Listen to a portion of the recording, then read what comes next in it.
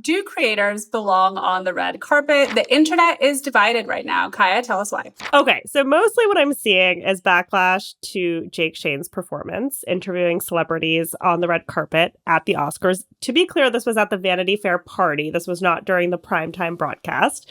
Here's a clip of what happened. Do you think the kid was annoying? No, I can't. Yeah, you know that kid was so damn annoying. I know, but she had issues. Can I tell you something? It's not that it's the mother's fault or the child's fault. It's society's fault. It sets mothers up to fail. Okay, so if you're a regular listener, you know that we are Jake Shane's stands over here. A year ago at South by Southwest, we went to his live show in Austin. He was on tour last year, and one of his stops was in Austin. And do you remember how windy it was? It was crazy windy. It was cold. And I just remember brushing my hair in the auditorium waiting for Jake Shane to come on stage. And I'm like, I don't know if the hairbrush is going to like break as I'm pulling it through. Because it was like 50-mile-an-hour winds. It was crazy. And if you saw our clip, the wind came back in Austin. But it was very, very strong. And I don't know what it is about that time of year, but the winds are strong in Austin. But anyway, the lines were wrapping around and around the block. I mean, the fans were crazy to see him. Some were wearing like octopus costumes, which was an ode to his podcast name, Therapist.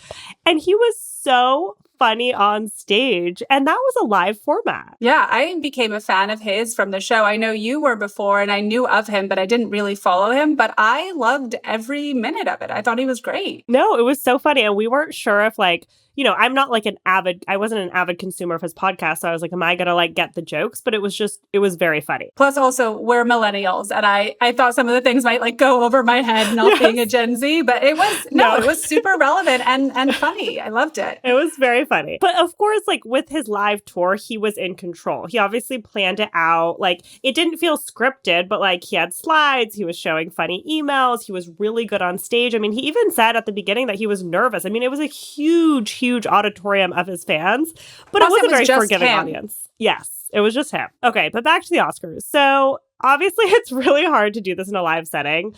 There are also so many spontaneous moments that you have to kind of like react to in real time. And I was thinking like just the sheer volume of celebrities must be so overwhelming and intimidating. I mean, Jake does have a lot of famous friends. I mean, Sophia Richie is a great example. And he's interviewed a lot of famous people on his podcast and now on Netflix, but like it's still on his terms in his studio, pre-recorded. And I think like the sheer number of celebrities at the Oscars is just a different ballgame. To recap some of the criticism, I mean, some people faulted him for making the same joke back to back. Some people said he just like didn't look like he was having fun. I think probably the most awkward moment was with Julia Fox. She was nominated for her first Oscar and she starred in a drama where she plays a mother caring for her terminally ill daughter. And Jake Shane asked whether she found the sick child, quote, so annoying. He asked the same question to another actor too. Which, like, that really did not go over well online. But I think to back up, as I said at the top, like, it's important to remember that this was a red carpet of the Vanity Fair party, and it was purely a digital live stream. So it makes sense to tap someone from the digital world for that. It's not like he was on primetime TV. And I love what Kevin Clancy, who if you don't know him, he's known as the 1 Minute Man on Barstool Sports, said about this. And he kind of said like, look, Barstool also got a lot of criticism from traditional media in the early days saying, you know, their personalities aren't informed enough and they're cursing and so on and so on. So he said, you know, he has a soft spot for Jake Shane, even if he could have done a better job. But his quote was, you know, people like the relatability and the normal people talking about the things they like. I think also like, you know, for people that have followed him, he's been big online for a while, but like this year he's been on Broadway. He has this Netflix deal. Like his like public persona has, you know, grown immediately this year. And he just hasn't, you know, he hasn't had that experience before, you know, but as Kevin Clancy pointed out, are you supposed to turn the gig down? Like, oh, sorry, not ready, not going to do it, right? Like, of course, you're going to say yes to that. And some people, including his red carpet co-host, who's a fellow creator, Quenlin Blackwell, are coming to his defense. And she sort of said, like, the same thing for athletes. Like, you have to start somewhere. The first time you kick the ball is not going to be great.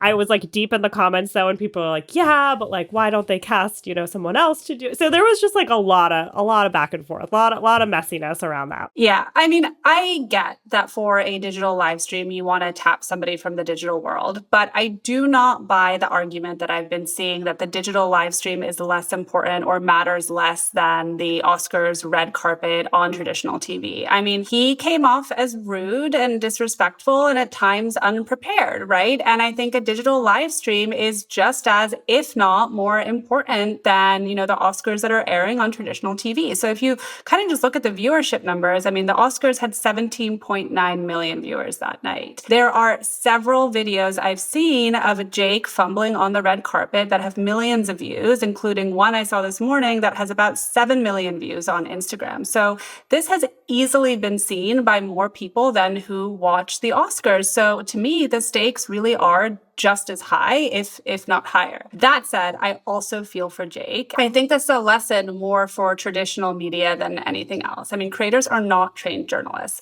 They do not have the interview skills. They do not have the expertise. And it's not just about what happens on camera. Like, you're right, Kaya, it's a live setting. It can be nerve-wracking and anything can happen. It's also about what happens before. Like, you need to do your research so that you're prepared. And you also need to practice because, again, you have very little control over what happens when you're live on a red carpet. And Shane just seemed like he wasn't fully prepared. But is that entirely his fault? I don't think so. I mean, when he was asked how he got the job by none other than the fabulous Kris Jenner, his response was, I don't know, honestly. How did you get this gig? I love it.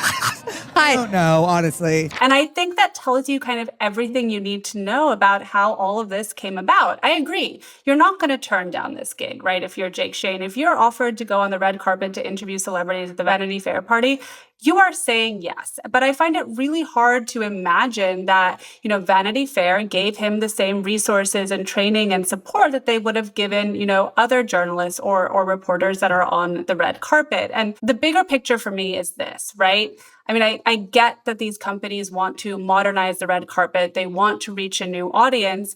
But there's something that gets kind of lost in translation, that just because you are good on short video or even good in a live scripted performance on your own, like Jake was at South by, does not mean that means that you're a good live interviewer on the red carpet. There's no editing. It's not pre-recorded. There's no retakes. You get one shot. And look, there are ways to mitigate some of these risks. And going back to the panel I had a couple of weeks ago at South by with Julian Shapiro Barnum, who's the host of Recess Therapy and does tons of red carpet interviews, including with stars like Margot Robbie and Dua Lipa, right? One of the things that he said to me is that he never does these live. Like, yes, they're live on the red carpet, but they're pre-recorded. And that editing is a huge part of how these clips are then presented. And that makes everybody feel more comfortable, right? Including the celebrities as well as the kids who are there interviewing the celebrities with him.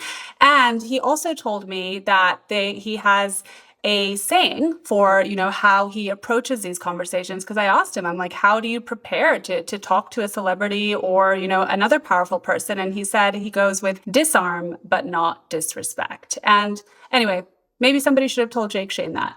I love how much insight came out of that panel. Like, I learned so much from that South by panel. It was great. It can be hard at these big conferences because people stick to their talking points. Okay, now moving on to one more story before we get into our interview with Max, who will tell us about Caper. WME is laying off 30 employees, or about 3% of staff. The layoffs come a year after WME went private. A disclosure scalable is repped by CAA.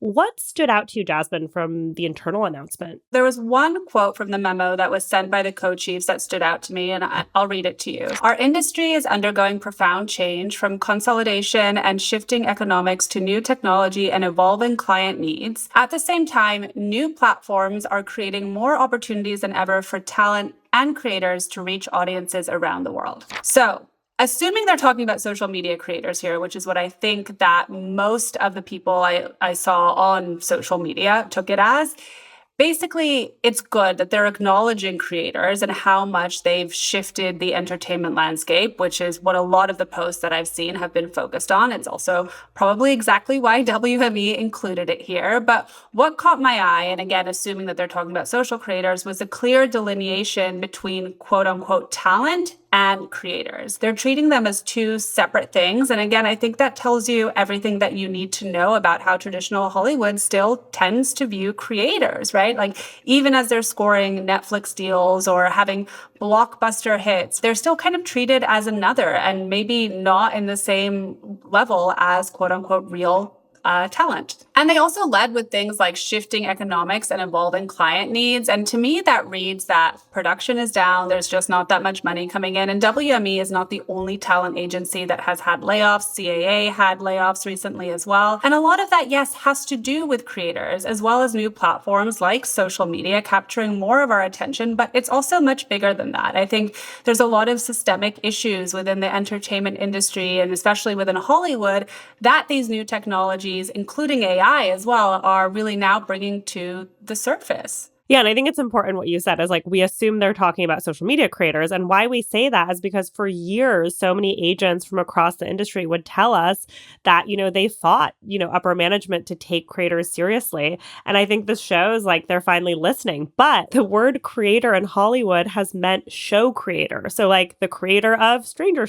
Things or, the creator of XYZ show. Like you said, Hollywood, including talent agencies, need to adapt to the new reality we're in. Like, yes, it's the growth of the creator economy, but it's also people not going to the movies anymore, attention splintering across so many streaming platforms, the rise of AI. I mean, the list goes on. And I think we're starting to see that change internally, at the rival talent agencies. UTA and CAA both created official creators divisions. So there's CAA creators, there's UTA creators, and it may sort of feel like this kind of insignificant announcement from the outside, but it actually is quite significant because they are reorganizing their businesses this way. And it's an acknowledgement of how central creators are to the future of entertainment and the future of where talent agencies' own businesses could be going too. And the fact that lines are blurring between traditional Hollywood celebrities and social media creators, right? I mean, some of the biggest stars on social media are traditional celebrities too, right? And many of them are creating and distributing content across the social platforms. So even if they meant, Hollywood creators in the sense of filmmakers, for example, the point is still valid. I mean, these platforms really have given creators of shows, as well as social media creators and celebrities, new avenues to distribute their content and engage with people in different ways than before. Like, do you remember way back when celebrities just kind of felt like they were completely on another planet and totally unreachable, and the only times that you would ever really get to see anything about them was like in those gossip magazines where it would be like, celebrities, they're just like us, and they would have these usually pretty terrible pictures of them caught in like their absolute worst moments. And now we see all of that on our social feeds all the time. Yeah, I mean, I remember when Jennifer Aniston joined Instagram, and it was to promote her hair care line. Yeah. But it was like a big moment because a lot of them like haven't wanted to share publicly. But then others like Selena Gomez, like some of the biggest name actors are the